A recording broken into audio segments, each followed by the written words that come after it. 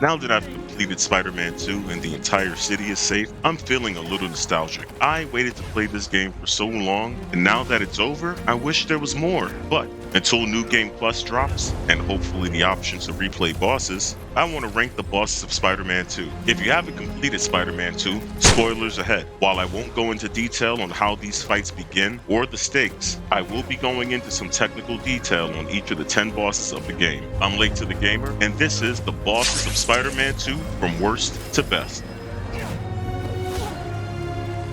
The name is Mysterio.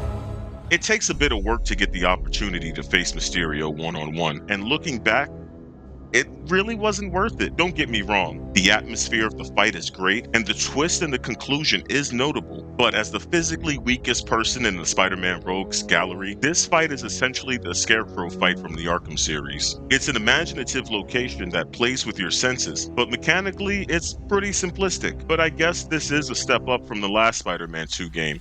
At least it took more than one punch to beat him. Trust you? What about you trusting me?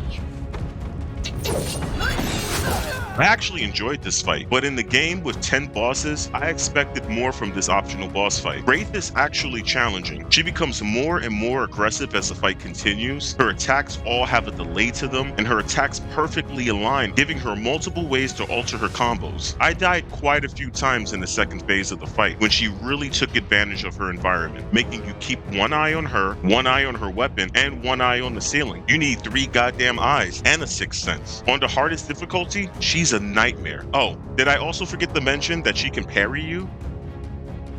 What the? Is that Sandman? MJ wasn't kidding! We gotta help him before he hurts someone! Or himself!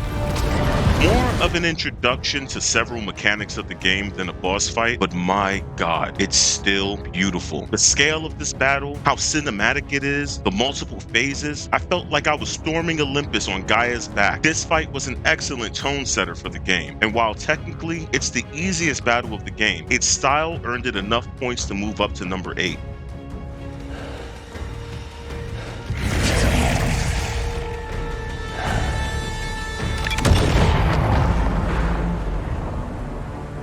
This was a knockdown, drag-out fight that put you in the shoes of Venom. But without his tools at his disposal, Kraven wasn't nearly the threat he previously was. The hook for this fight is finally being able to play with an amazingly accurate Venom on the PS5. But besides that, there wasn't really much to make this fight stand out. The section before this was way cooler and super cinematic, and I think that it took the steam out of this confrontation. There's no escape.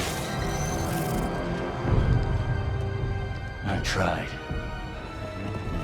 I didn't know what to expect going into this fight, but I did not think I was going to be facing a parrying master. Mr. Negative has devastating combos up close, projectiles if there's too much space, and crushing attacks that effortlessly link to other moves and themselves. He is one of the most versatile bosses in the game, and if he just kept that pace the entire encounter, he'd be close to the top of the list. Unfortunately, there is a slowdown where we enter his mind, and the fight becomes expository and psychological warfare. First half of the fight, magnificent. Second half, we're fighting astral projected minions and discussing our feelings.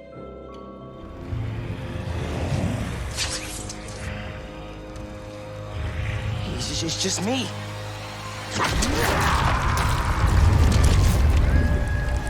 Symbiote Spider-Man is a beast. All the moves you've been using for the last couple of hours are now all his moves you're trying to avoid. And that's not as easy as it sounds. In a Spider-Man versus Spider-Man fight, all the tricks you've used on street thugs and hunters don't have the same effect on Peter. You throw something, he catches it and throws it back. You zip to him, he parries. You jump in the air, he symbiote punches you. Peter is relentless, and the only saving grace is finding a moment to ring the bell to slow him down for a few seconds and give yourself an opening. And when you have the opening, you have to stay on top of him. Giving him a moment to catch his bearings or giving him too much space means he'll web up the bell, taking away that option for a while.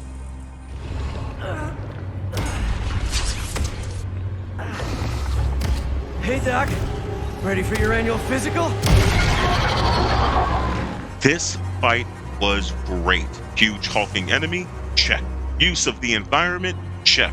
Awesome fast-paced chase in mid-fight? Check. The Lizard is the first challenging boss you face in the game, and he teaches you a few lessons, namely patience. The majority of Lizard's attacks have the exact same windup, leaving you to guess whether he's going to do a regular attack, a crushing attack, or a delayed and unavoidable tail whip. And being the second boss of the game, and you having a limited health pool, all of his attacks do major damage. As much as that sounds unfair, it's all perfectly paced for you to learn how to properly parry and dodge, because if you don't, a 3-hit combo could end the fight right then and there. Each stage of the fight becomes more and more intense, requiring quicker reflexes, use of the environment, and your web shooters to neutralize Lizard and get an opening. As the second boss fight of the game, this one stuck with me in particular. It could be because he killed me multiple times, or all the lessons I learned along the way. Yes.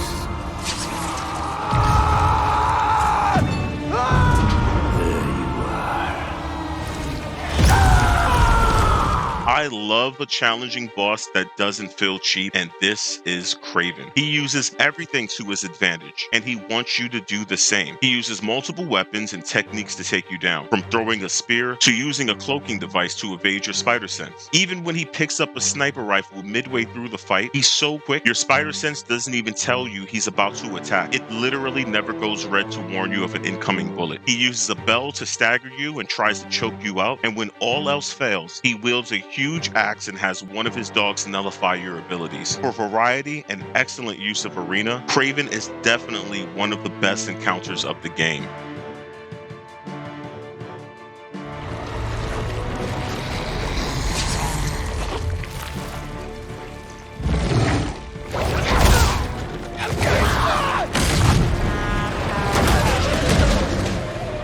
By this point into Spider-Man 2, you have multiple gadgets and abilities at your disposal, but the symbiote Scream still poses one of the greatest threats in the game. Unlike the 3-phase boss fights you've had at this point, Scream has 4 phases, meaning you've got to be at the top of your game for longer. She's lightning quick and has many of the same attacks you had when you had the symbiote. What makes her so dangerous is her ability to immediately create space between the two of you to launch projectiles, then immediately be back on top of you. Scream also parries often and can ignore attacks to escape, similar to how you can use an ability to nullify an enemy attack. As the fight continues and the arena changes from suburban street to a construction site, you'll need to find openings to use the environment and leave her open for attack. And when you do, juggling is the best way to control the fight. If she touches solid ground again, you've got to deal with her unblockables again. This was the ultimate test before the next boss fight, and definitely deserves number 2 on this list.